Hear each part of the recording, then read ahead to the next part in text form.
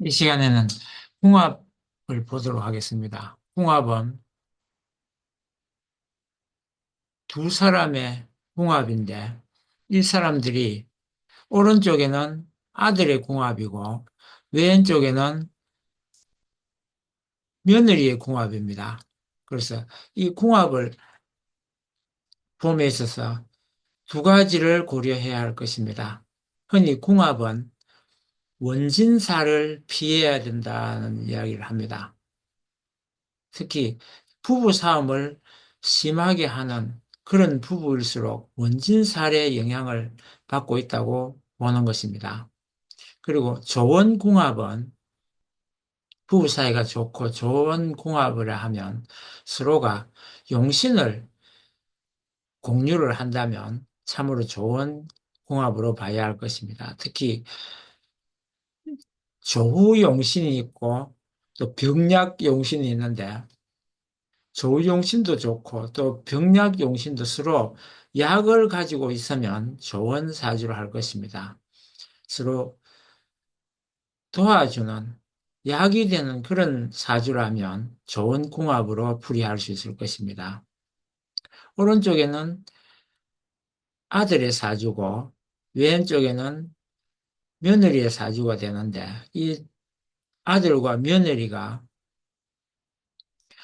자주 싸움을 한다고 하면 그 이유가 무엇인지를 알아야 할 것입니다.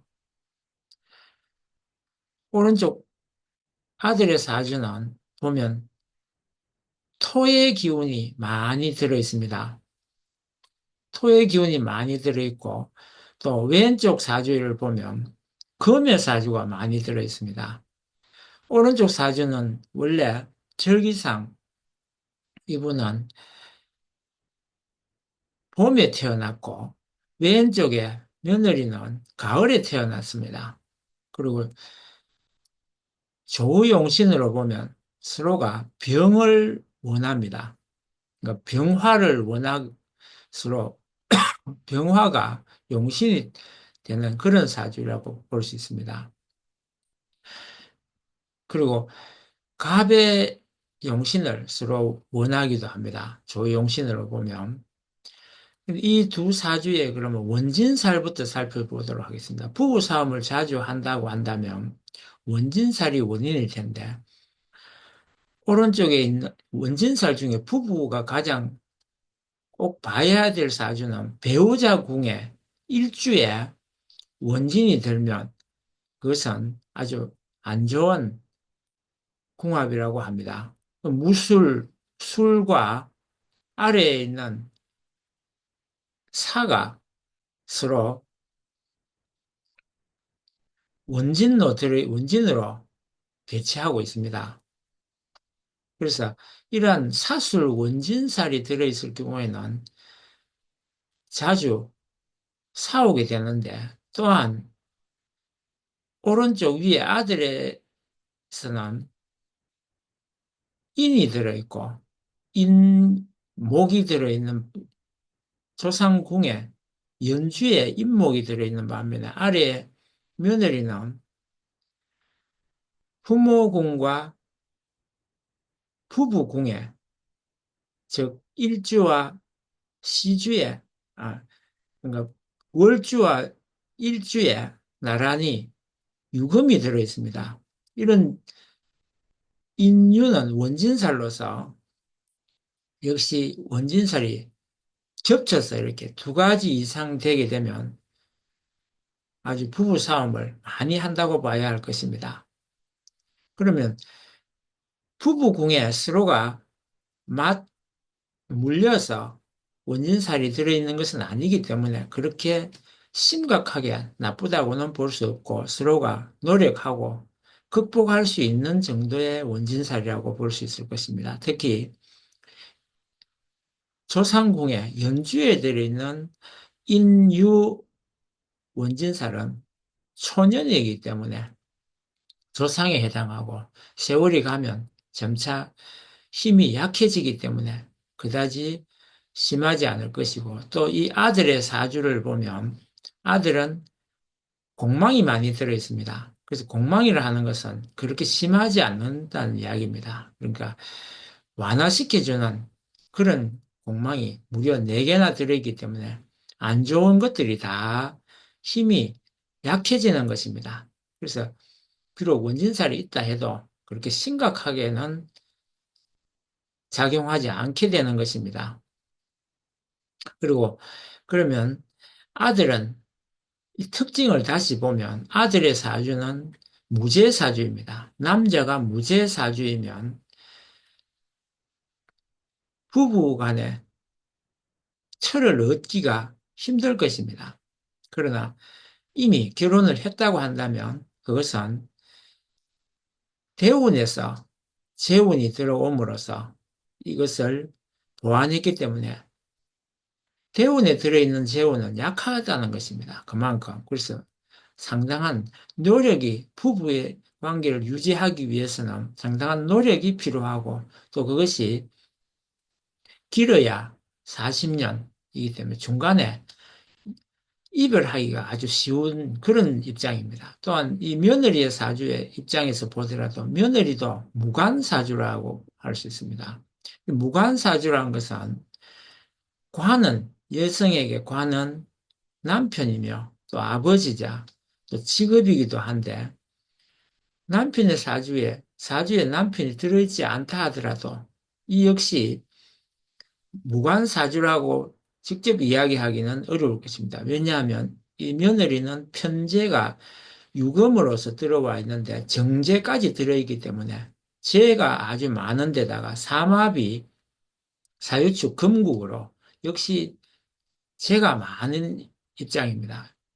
이 재간요라 하여 재는 관을 부른다는 것입니다. 그래서 자연히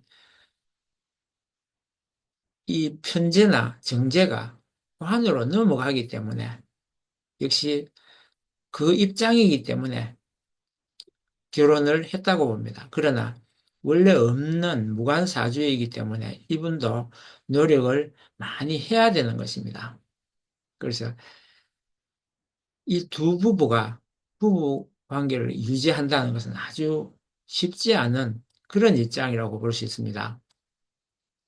무토의 입장에서 금은 자식인데 역시 자식을 두기도 어려운데 아들이 하나 있다 하는 것은 이 대운에서 경신, 신유, 대운에 금이 들어있기 때문에 그때만 아들을 둘 수 있는 것입니다.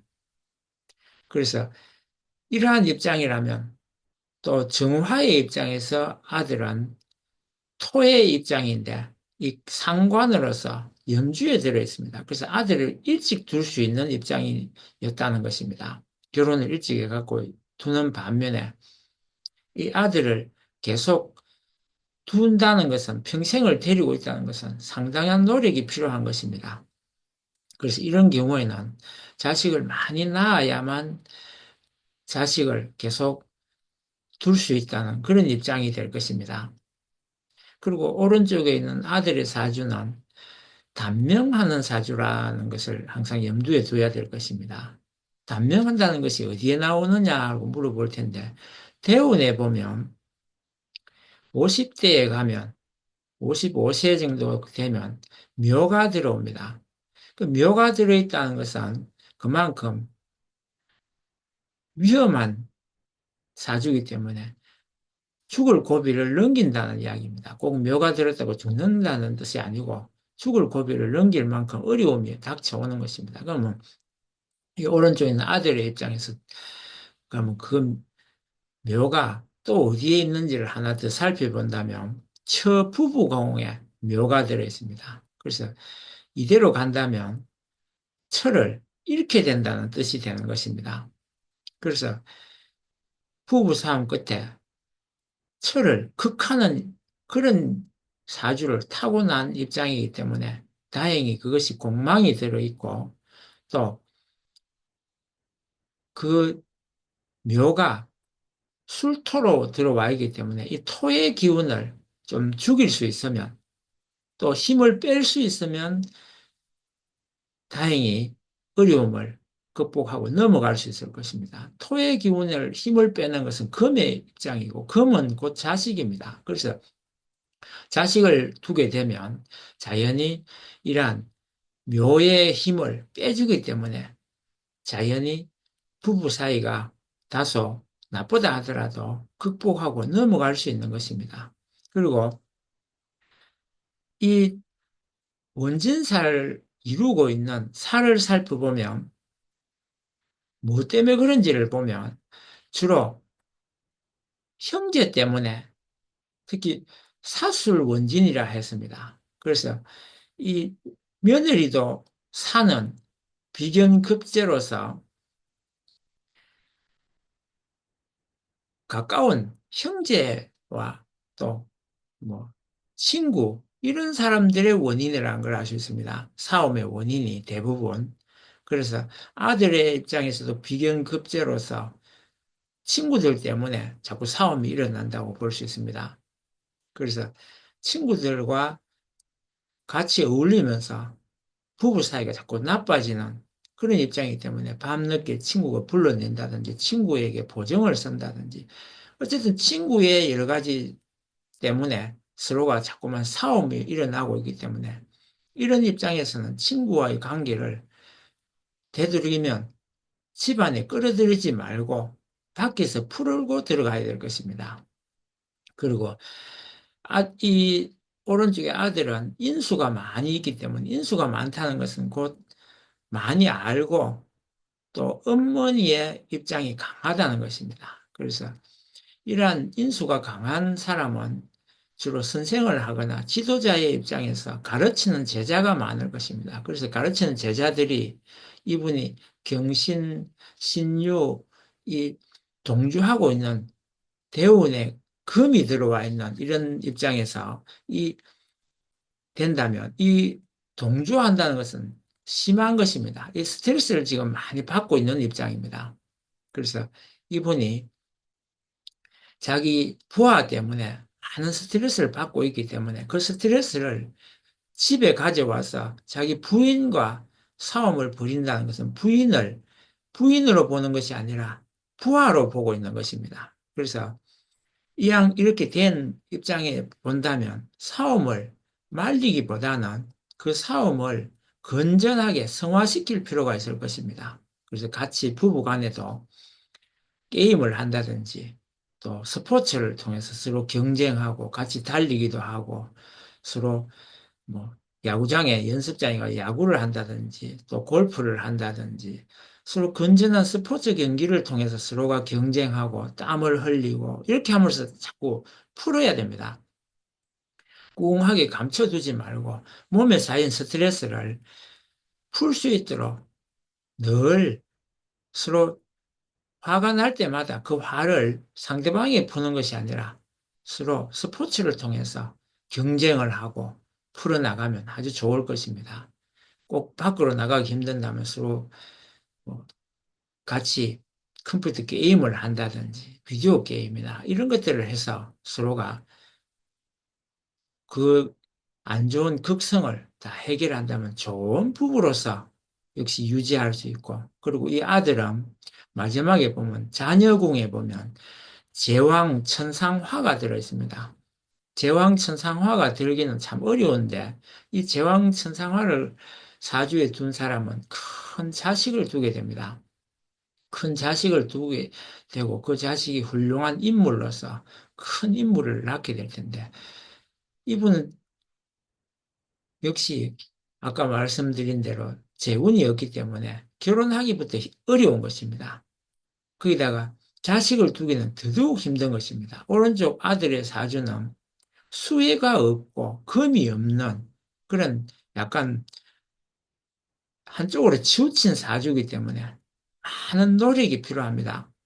다행히 대운에 그 금운과 수의 운이 많이 들어오기 때문에 또 토의 운은 변화하기 때문에 그것에서 조금만 마음을 변화시킨다면 마음먹기에 달린 것입니다. 그래서 자식을 또한 두고 큰 자식을 두기 위해서는 결혼을 유지해야 되는 것입니다. 결혼 생활을 유지하지 않고 큰 자식을 두기는 힘들기 때문에 아무리 부인이 자꾸만 시비를 건다 하더라도 그것을 안아주고 품어주고 잘 사귀어서 그렇게 함으로써 큰 자식을 둘 필요가 있는 것입니다.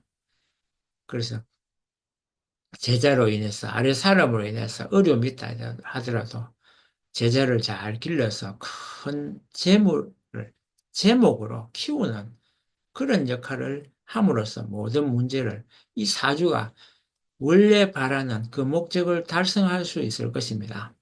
그래서 서로가 상대방을 부부로서 인격을 존중함으로써 서로가 자기의 인격 완성의 기회로 삼고 서로가 존경하고 상대방을 인정하고 상대방이 더 잘할 수 있도록 도와줘야 할 것입니다. 아들은 상대방이 돈의 재주가 많기 때문에 장사를 하거나 돈을 벌 수 있는 일에 충실을 할 수 있도록 도와줘야 되고 또 아들의 며느리의 입장에서는 아들이 그 가르치는 선생의 입장에서 선생의 역할을 잘 할 수 있도록 또한 뒷바라지를 잘 해야 될 것입니다. 왜냐하면 서로가 없는 것을 서로 가지는 것이 처음에 말씀드린 대로 병약용신이라 해서 서로가 상대방이 모자라는 것을 내가 가지고 있어서 그것을 충분히 상대방에게 아낌없이 사랑하고 줌으로써 이 문제를 서로가 도와줄 수 있는 것입니다. 바라지 말고 주게 되면 이 문제는 다 해결이 되는 것입니다. 굳이 싸우지만 말고 좋은 부부로서 끝까지 회로하여 큰 훌륭한 아들도 놓고 자식도 두어서 많은 자식으로 하여 화목하고 또 이 며느리를 둔다는 것은 상당히 좋은 점도 있는 거예요. 아들의 입장에서는 며느리와 같이 있음으로써 명을 아주 길게 가져갈 수 있다는 것입니다. 이분은 이대로 가면 50대에 이미 명을 다하는 단명한 사주이긴 하나 자식을 많이 두고 아내와 서로 싸우지 말고 서로 아주 화목하게 잘 지낸다면 이 며느리로 인해서 명이 아주 길어지게 될 것입니다. 부디 스트레스를 잘 풀어서 몸속에 활성산소를 다 배출하고 그것이 쌓여서 독이 되지 않도록 하는 것과 마찬가지로 늘 꾸준히 스트레스를 잘 해소하는 방법을 찾으시기를 바람하지 않습니다. 이것으로서 이 두 부부의 무술일간과 또 정류일간의 궁합을 봤습니다. 예, 끝까지 들어주셔서 감사합니다. 혹시 궁금한 점이 있으면 댓글을 달아서 상의해 주시기 바랍니다. 감사합니다.